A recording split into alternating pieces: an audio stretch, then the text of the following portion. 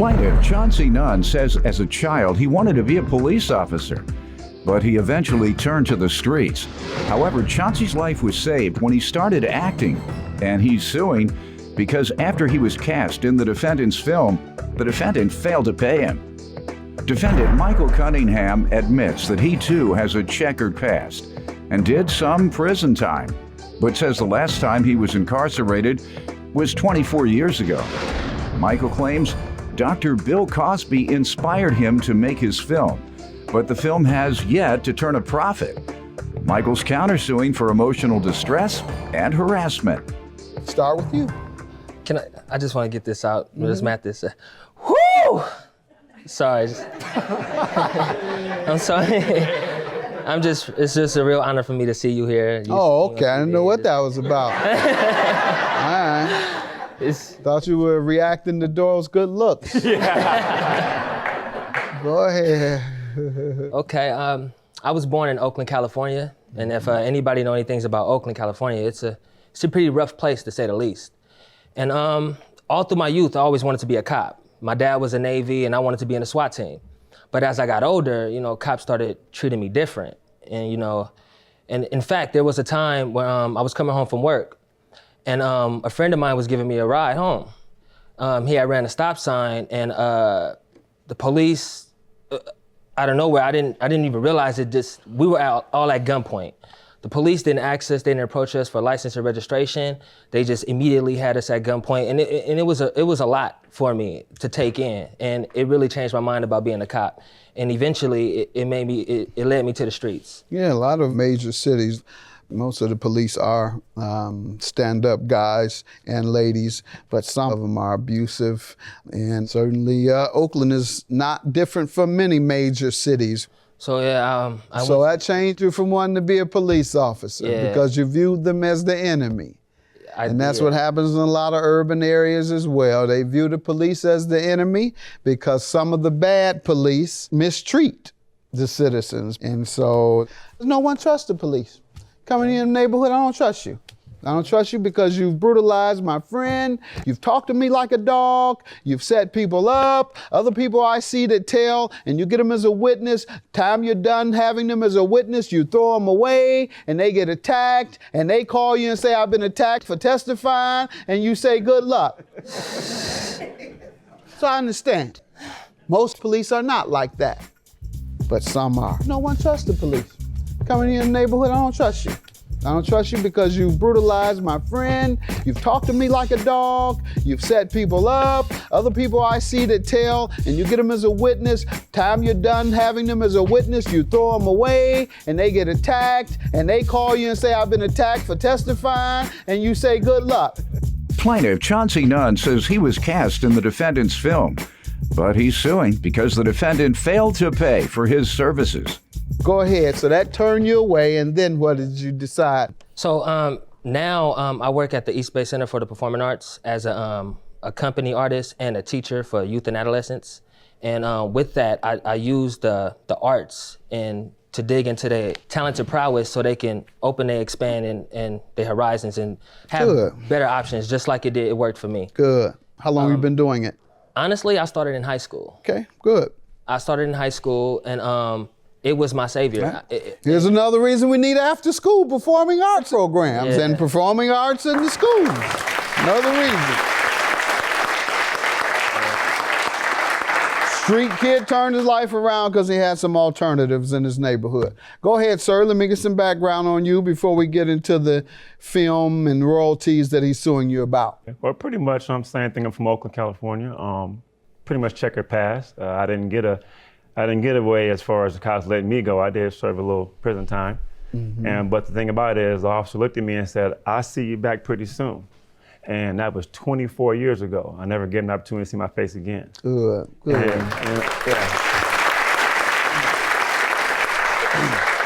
And then in that there, I took a few chances, started a repair shop because I'm a mechanic by trade, and I ran into some real harsh racism in a city near Oakland and pretty much took everything I had.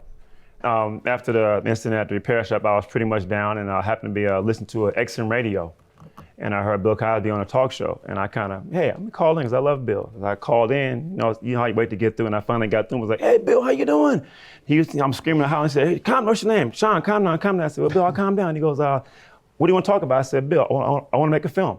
He says, so what do you want to do? I said, I don't know. What should I do? He said, well, let me tell you this here.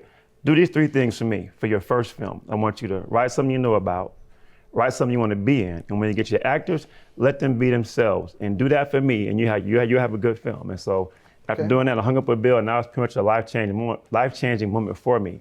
From that, I took that information and made a film. Okay. Well, sounds like he may have missed one other piece of advice. Maybe not, but the 4th piece should have been pay the actors.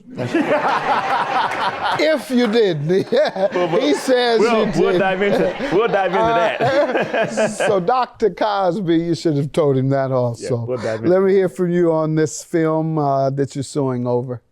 I was doing another project with his witness, actually. And she referred us and let us know that Sean was doing the film and he needed actors. So me and my friend Lidre, we both went there to go audition. And we got the part. I got one of the major roles in the part, and he got the supporting part. So it went well. And the contract stated that I will be rewarded $100 for every time I'm needed on set. Paid. All right. Per day, every time I'm needed. How many days did you work? It was a total of 15 days. All right, so that's 1,500. Yeah. And where does the other 1,500 you're suing for come from? So we were also redeemed royalties. We were supposed to get royalties. And honestly, I have no idea of the numbers of 50 shares. I don't know his numbers, so I don't really know the right amount. But I say give or take $500 at the least. In profit? In royalties. Okay. Well, do you know if the film made a profit? I'm pretty sure, yeah. Okay, what were the sales, sir? Year-to-date sales of that film was $142.45. What are you looking at? Let's see, he'll have it for you. We walking up here. You've been in court before. Yes, sir. Walking up to me. Well, he didn't move fast enough. He didn't move fast enough. All right, so yeah, you have an official printout, sir. I wanted to get that and the official printout indicates it's received $142. What percentage were you to get? You have a contract that's written? Sounds like you're referring to a written contract. I do have a copy of the contract. Now, Your Honor, those are that number was on DVD sales, and that's not even what we get. That out of that comes Amazon.com's cost for producing. Stay tuned. The case continues after this. And coming up.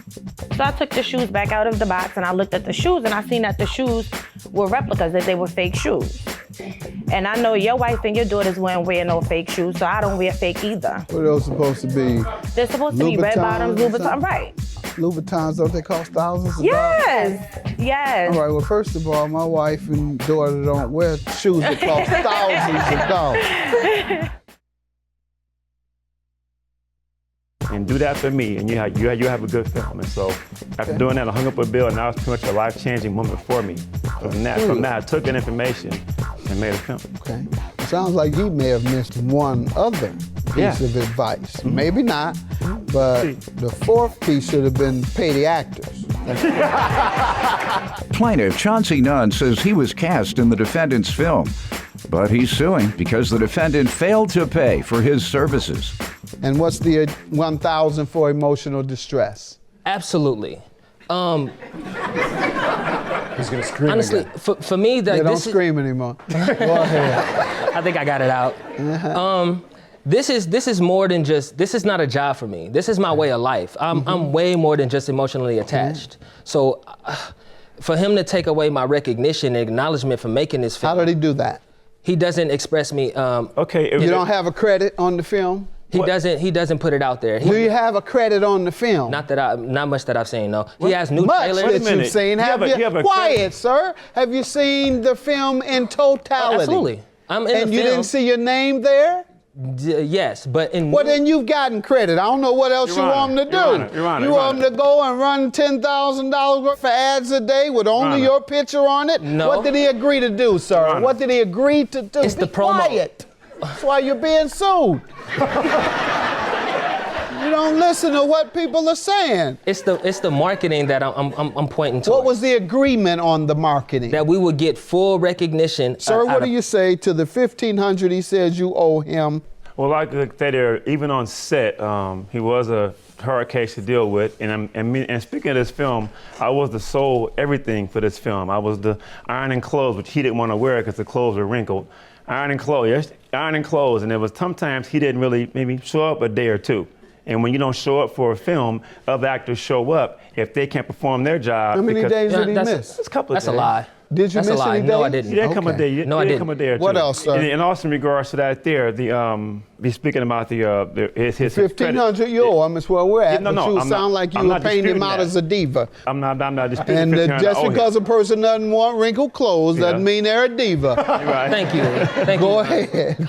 No, I'm not saying that the $1,500 on him. He did come those days, but as far as the payment on the film, I gave pretty much everything for this film. I lost a lot. I live in my shop now because of this film. I put everything I had to try and make this film to give them recognition, to give them credit. I sold tools and clothes to try and get the premiere, to get these people exposure from this film to recreate it. Did you pay him the $1,500? If not, why? That's the big part. Because I didn't have it. Because you didn't have it? Right. And you think that's a good defense to not paying your bills? No, it's not. If the gas company calls you at home, well, you live in the garage now. If the garage owner comes and say, I want my rent, and you say, I don't have it, you think he just, okay, don't you worry about it. Just forget it. Right. You still owe even though you don't have it. You knew the risk, and it sounds like that's your passion, that's fine, but be aware that you're in a risky business when it comes to your passion. Your counterclaim, how does he owe you for $3,000? Was the fact that the days he didn't come in or was late when Cass couldn't film, and that incurred more debt from the crew and the cast that were owed. When he couldn't film, he can't film a scene. He didn't come in those 15 days that he's suing you for? Not every day. One day he missed, or one day was late, or didn't come. And you say you missed how many, sir? None. Okay, he's very definitive. You're unsure. Is this part of the movie you're gonna show us? We'll give you a little promotion. I think so, yeah. I guess so. All right, so maybe people will watch. Go ahead. The Shop stars Tiffany New York Pollard from VH1's The Flavor of Love, Big Spence, and Jonathan Andre in this urban drama about two young men that get into a big mess when Sean inherits his uncle's 1966 Mustang and finds $20 million worth of diamonds stashed in the car's engine. The two friends end up ducking and dodging the local hoods. Take the Mercedes and get to Oakland. A crooked cop, and last but not least, the men who killed his uncle for the diamonds in the first place. And when you get the diamonds, I want you to kill them. Get ready for a wild ride as we follow two ordinary guys running an ordinary business who get caught up in a not-so-ordinary situation running the shop. That's good. Looks good. That's good. What's the name of? What's the name again? The Shop. All right, The Shop. All right, who's distributing it for you? Just Amazon? Yeah, just Amazon. Mm-hmm. All right, you had any luck trying others, or have you tried Honestly, others? I took this film all the way to Los Angeles. I actually borrowed a car and some gas to drive down to the American Film Market.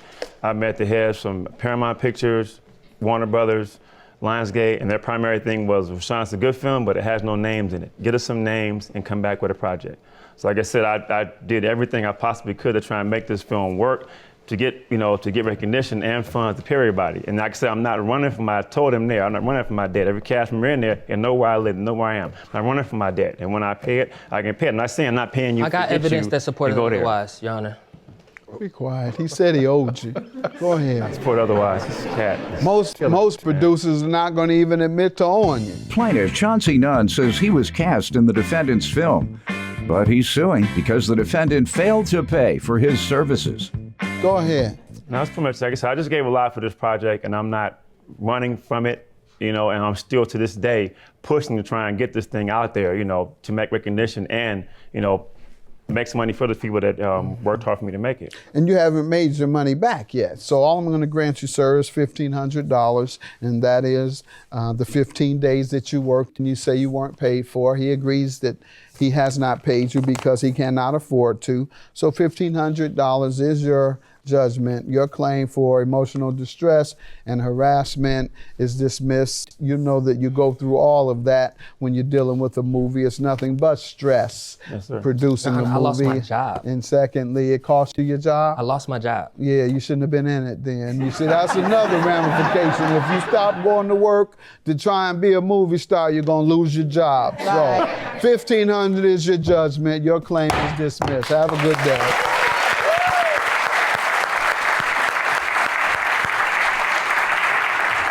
It's all good, boss. You good? You good? You good? You good?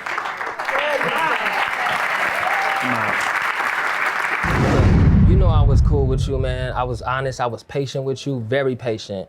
And I mean, you're a liar and a con artist, dude. You appeal to pity and you tell a good story. You know it. I'm not here to argue about it. I mean, it is what it is, man. You appeal to pity. You know, we sacrificed making that movie, man. And so did I. He sacrificed. You're SAG eligible his on top of that. His family died and he couldn't even go on with his family, and my dude. family died didn't make it a film.